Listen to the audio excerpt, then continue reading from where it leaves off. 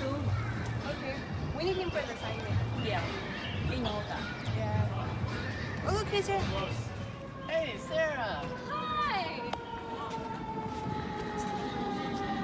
This smells so good. Where's it from?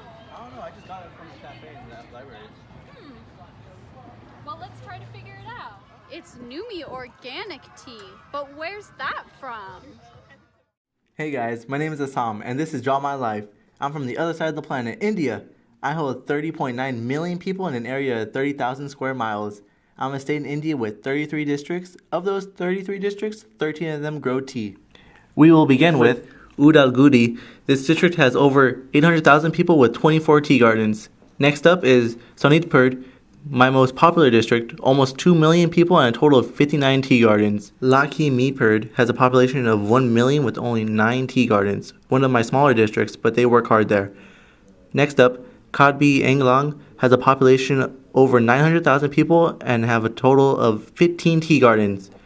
After that is Golaghat, has a population size of 946,000 people with a total of 74 tea gardens. Right above Golaghat lies Gorat with a little over 1 million people and 88 tea gardens, coming in third place for the most tea gardens. After that is Tinsukia, the most farthest right district, has over 1.3 million people with a total of 122 tea gardens, coming in second for the most tea gardens. Dibrugarh also has a population of 1.3 million people with a whopping 177 tea gardens, the district with the most tea gardens. Dang. The district of Baksar has a population of 950,000 people with a total of 4 tea gardens. Next up, Kadiganj has a population of 1.2 million people with 23 tea gardens. After that is Hil Akandi, one of the smaller districts, has a total of 660,000 people with 19 tea gardens. And next up is Kachad, one of the most populated states, has a population of 1.7 million people and has a total of 56 tea gardens. After that, we'll go all the way to the east with Kolkahad, with a population of 886,000 people, but only holds 3 tea gardens. Now let's check out how tea is made and processed. Workers pluck tea leaves from early morning till the evening. The leaves are plucked by hand, and the workers are mostly women. Since the tea leaves are hand plucked, the tea bushes are kept only waist high to make the plucking task easier. After plucking, the workers carry the baskets full of leaves to the main junction, where the leaves get weighed and are finally ready for the factory. Once the truck arrives in the factory, it is weighed again. Workers carry the bags filled with tea leaves for the next step, which is withering. The leaves are then cleaned and laid out to wither overnight. This process is very crucial as it prepares the tea leaves for further processing. During the withering of the leaves, they are spread and turned out for even exposure to the air. The following day, the tea leaves are carried to the crushing segment with the help of hangers.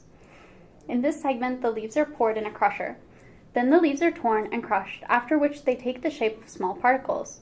These small particles are then laid in a conveyor belt where the leaves are further cut, the waste is removed, and the leaves are then rolled to smoothen them. This process leaves the tea leaves smooth and waste-free. Once the tea gets smoothened, it is stored in a container for the next step.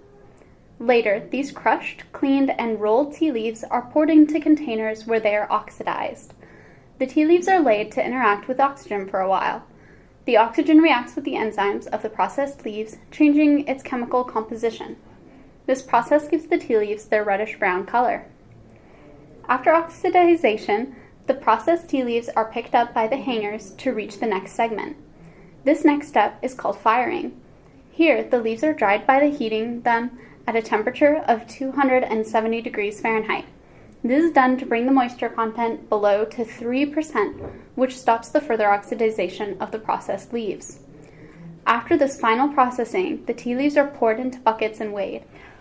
Then the tea is poured on the conveyor belts, which carry it to a large 1-ton container where this processed tea is stored for dispatch later.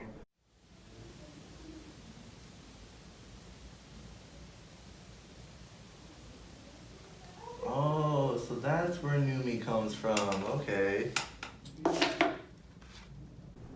The Plantations Labor Act of 1951 set the standard for tea plantation workers' rights.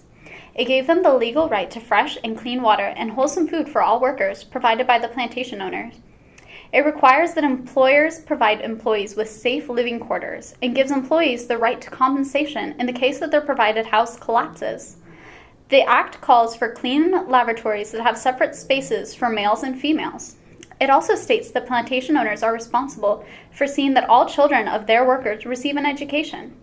It lays out the right to fair wages, as well as the right to decent weekly working hours. In India, ethical working conditions are of the utmost concern. Appalling labor conditions and indentured servitude are all real things tea workers of India have to face every day. Tea workers work every day, earning only the equivalent of $2.14, over $1 under the average minimum wage. Because of this, there are no ways to improve the living conditions or economic status of these workers. The women are forced to live in brick huts held together with cow dung and mud, with no bathroom or toilet. Instead, they are forced to defecate in the tea bushes, with no way of washing their hands. Laborers are required to drink salted water to prevent dehydration due to the harsh working conditions, and are only rationed milk, 1 banana, and an egg per day. They drink milk due to the water being high in iron, which can be brown even after boiling. These conditions are especially appalling for the pregnant women who are required to work even while pregnant. What can we do to improve the working condition of tea workers? The big brands need to pay fair prices to plantations so they, in turn, can afford decent wages and conditions for workers. We want a bigger role for unions and NGOs. Tea plantations have traditionally restricted union membership, and sometimes ban NGOs from operating on their estates. We want that to change, so workers can know their rights and be able to articulate their demands clearly and effectively. We believe tea lovers can help too, by using their voice and influence to keep companies honest. We want consumers to tell tea companies that conditions of the workers matter to them, and to challenge their favorite brands about what it is doing to ensure that its employees have decent homes, enough money to buy nutritious foods.